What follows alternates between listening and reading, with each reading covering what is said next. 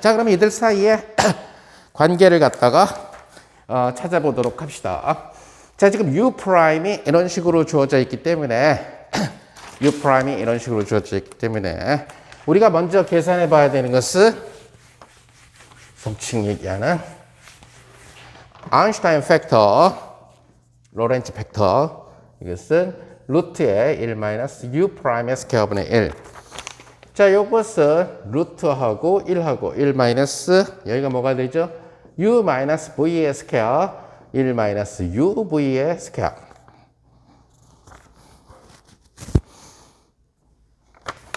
자, 이것은 뭐 이거는 소위 얘기하는 수화식에서 많이 정리했던 그런 케이스고 얘가 루트 벗겨져가지고 나가게 될 거고 그래서 1-uv 루트의 1-u의 제곱 1-v 제곱 이거는 뭐 고등학교 수화식에서 많이 했던 내용일 거고 그래서 이 형태를 보게 되니까 요거 루트분의 1은 바로 감마 u가 되죠. 그죠?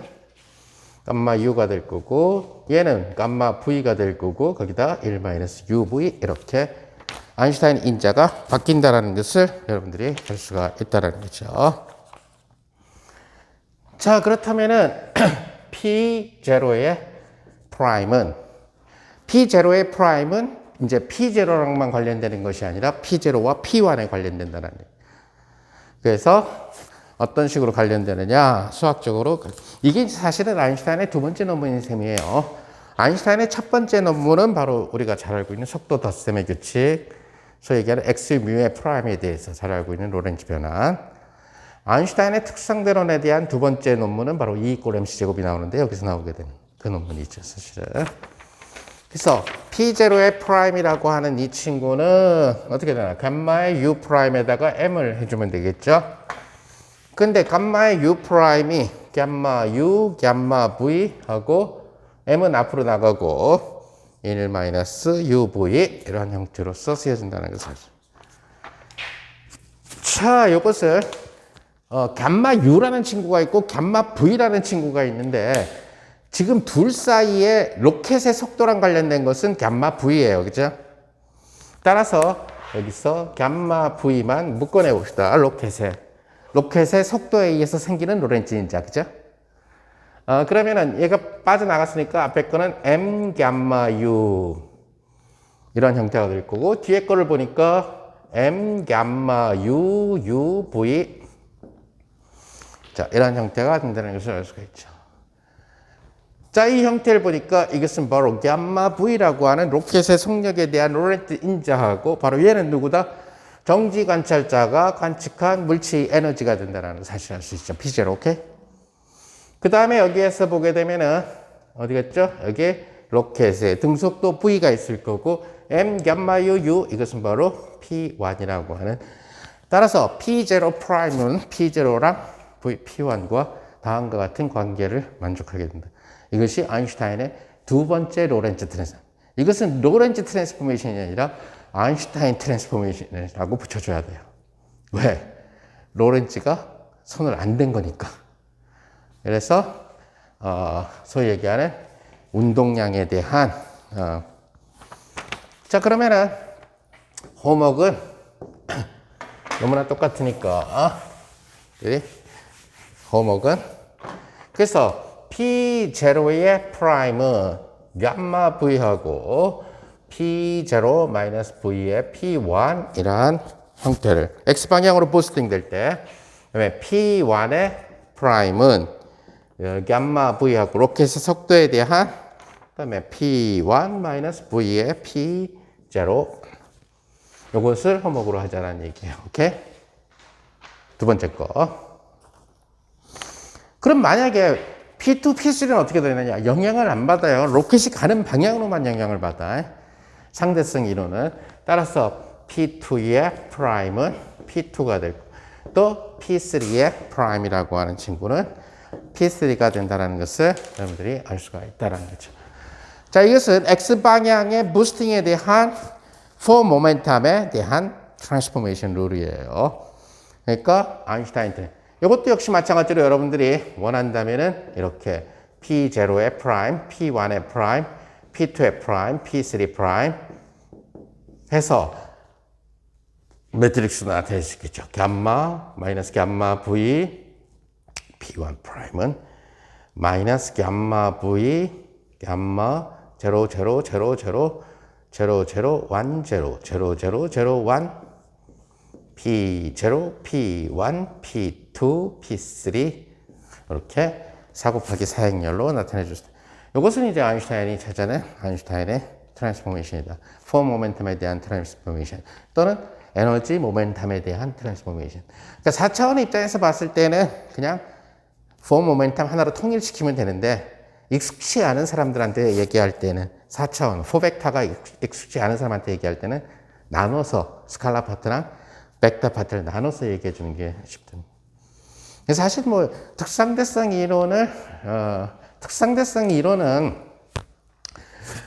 루트만 알면은 중학생도 할 수 있어요. 그러니까 루트 배우는 게 중3이기 때문에 중3 정도까지는 중3도 수학 포기하는 애들은 안 되고 중3 중에서 한 상위권 10% 그러니까 그것도 학교에 따라 다른가? 어찌됐든 간에 중3 정도면은 루트 배운 애들이 같으면은 충분히 설명해 줄 수도 있어요. 일반적으로.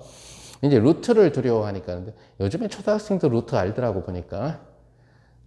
빠른 애들은. 그래서, 특성대성 이론까지는 누구나 다 할 수가 있다. 그럴 때에는 이렇게 포벡터 이런 개념을 쓰는 것보다 그러니까 그냥 행렬도 쓰지 말고 그냥 에너지하고 그냥 로켓 가는 방향 이렇게만 생각해 주면 제일 편하다는 거죠. 이런 거 다 떼삐고. 뭐 변하지 않는 놈들은 다 떼삐고.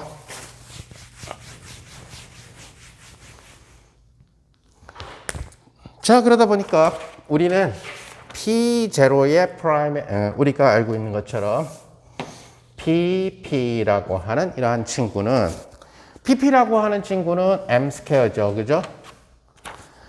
그러니까 PP라고 하는 친구는 M 스퀘어. 사실은 M제곱 C의 4승이죠. 그죠? C를 집어넣어 주면은. 자, 그럼 M제곱은 물체의 고유의 레스트 매스야. 그죠? 얘가 움직이면서 달라지는 음직 질량은 관찰자에 따라 달라질 수 있지만 정지 질량은 관찰자랑 상관없는 거죠. 뉴턴 질량이니까. 오케이? 그러니까 그 얘기는 뭐냐면은 정지 관찰자가 PP는 M 스퀘어라고 식을 만들었다면 음직 관찰자가 P'P'라고 해도 여기는 M 스퀘어가 돼야 된다는 거죠. 오케이? 이것을 뭐라고 우린 얘기하냐면 로렌츠 인베리언스라고 해요. 아까 얘기한 것처럼 아인슈타인이 했지만 감마라는 팩터가 로렌츠가 처음 도입을 했기 때문에 그러니까 로렌츠 변환에 대해서 불변이다. 그래서 그야말로 로렌츠는 아인슈타인 덕분에 상대성 이론에서 굉장히 많이 언급되는 사람이 돼버린 거죠. 틀린 이론을 발표했음에도 불구하고 자, 이것은 P0의 프라임의 스퀘어 마이너스 뭐 제로는 위에 있으나 아래에 있으나 상관은 없어요.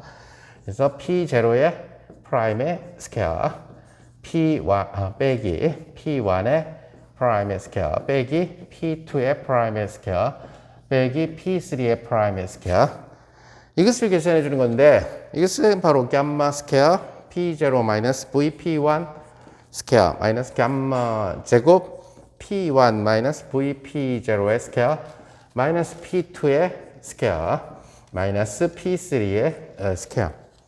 그러니까 여간 익숙치 않은 사람들은 상대성 이론을 공부할 때에 굉장히 힘들어하는 이유 중에 하나가 첨자가 위에 있으니까 이게 P의 제곱인지 P2인지 그래서 하지만 첨자를 또 아래에다 다 내렸을 수는 없어요. 그때 얘기했던 첫 시간에 얘기했던 것처럼 코베리언트 인덱스랑 콘트라베리언트 인덱스는 너무나 차이가 나니까. 그러니까 항상 가로로 보호를 해주지 않으면 이게 잘못하면 P의 4승이 되어버린다는.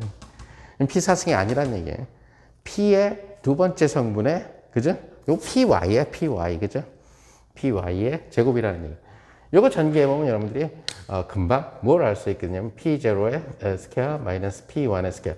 여기서 보면은 두 개의 항이 서로 캔슬 된다는 것을 알 수가 있어요. 그죠?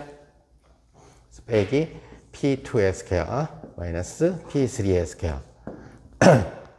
이건 뭐 너무 쉬우니까 그래도 여러분들이 한번 해봐야 되니까 홈워크라고 합시다. 자, 그 다음에 예를 들어서 정지 관찰자가 이렇게 있어. 정지 관찰자가 있는데 로켓이 아주 작은 속도로 움직이고 있다라고 합시다. 그러니까 V가 너무너무 작아. 아주 작은 속도로 움직여. 그래도 등 속도라면은 결국 저런 관계식이 그대로 성립하게 되는데 V가 너무너무 작으니까 V의 제곱부터는 무시할 수가 있다라는 거예요. 자, 그러면은 내가 예를 들어서 정지해서 이 로켓을 부스팅 시키는데 10ms로 부스팅 시킨다라고 합시다. 예를 들어서. 그럼 10ms라고 하는 이 속도는 굉장히 나름대로 의미가 있는 파이나이트한 값이죠. 그죠? 근데 얘를 어떻게 부스팅 10ms까지 도달을 하는데 어떻게 하냐면은 10ms를 갖다가 굉장히 그 잘게 쪼개. 뭐 예를 들어서 10만 등분을 해요. 그럼 10만 등분을 하면은 결국 첫 번째 부스팅 된 거는 10,000분의 1만큼 간 거죠. 그죠? 그 다음에 또 10,000분의 1을 시켜주고, 그 다음 10,000분의 1, 10,000분의 1 이런 식으로 해서 10만 번을 시켜주게 되면은 유한한 속도에 도달한다는 거예요. 마치 내가 여기에서 30도라는 각도로 회전을 시키고 싶은데 이때 이 30도를 10만으로 쪼개. 그죠? 그럼 10만으로 나누면은 그 10만 분의 30이니까 뭐가 되나? 10,000분의 3도죠. 그죠? 그러니까 10,000분의 3도라는 아주 작은 각도만큼 회전시켜. 또 10,000분의 3도만큼 또 회전시켜. 10,000분의 3도만큼 회전시켜. 이 짓을 10만 번 하면 30도 나오죠. 그죠? 그러나 30도라는 각은 우리가 작은 각이라고 얘기할 수가 없지만 10,000분의 30도라는 각은 작은 각이라고 생각을 할 수가 있다. 이렇게 그러면 10,000분의 3의 회전을 갖다가 10만 번 반복하면 30도가 나타난다.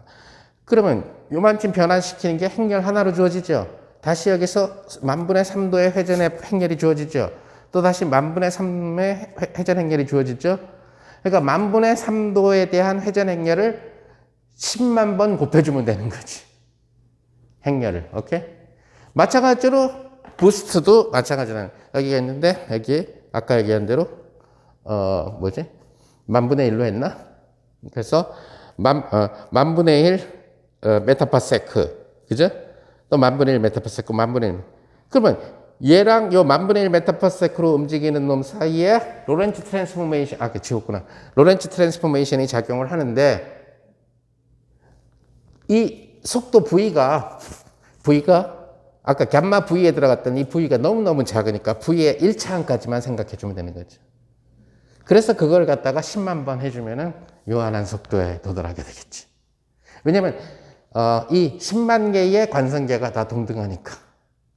여기서 연로의 로렌츠 부스트, 여기서 연로의 로렌츠 부스트, 로렌츠 부스트를 갖다가 거듭하는. 근데 로렌츠 부스트라는 게 결국 아까 얘기한 지웠으면 4 곱하기 4 행렬을 곱해주는 거니까 아주 작은 속도에 대해서 곱해주는 거니까 그걸 갖다 굉장히 크게. 따라서 우리가 이러한 일들을 할 때 미소 변환을 갖다가 한 번 해주면 결국 유한 변환을 얻을 수 있다는 얘기가 돼요.